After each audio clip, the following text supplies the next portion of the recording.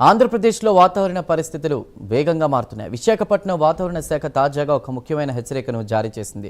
రాబోయే 3 గంటల్లో అల్లూరి సీతారామరాజు, తూర్పుగోదావరి జిల్లాల్లో ఉరుములు, మెరుపులతో కూడిన తేలికపాటి వర్షాలు కురిసే అవకాశం ఉందని తెలిపింది. ఈ జిల్లాల్లో గంటకు 30 నుంచి 40 కిలోమీటర్ల వేగంతో ఈదురుగాలు వీచే అవకాశం ఉందని వాతావరణ శాఖ స్పష్టం చేసింది. ప్రస్తుతం విశాఖపట్నంలో వాతావరణం మేఘావృతమై ఉంది. ఇక్కడ ఉష్ణోగ్రత 32 డిగ్రీల సెల్సియస్ కాగా రియల్ ఫీల్ ఉష్ణోగ్రత 39 డిగ్రీల సెల్సియస్గా నమోదైంది. గాలిలో తేమ 69% ఉంది.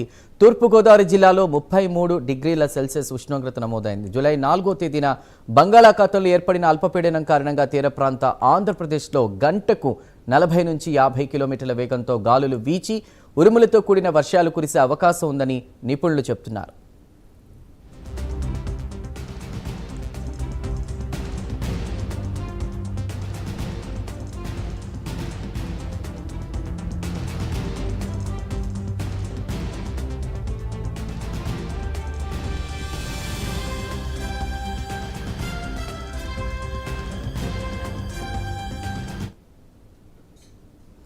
కృష్ణా జిల్లా గుడివాడలో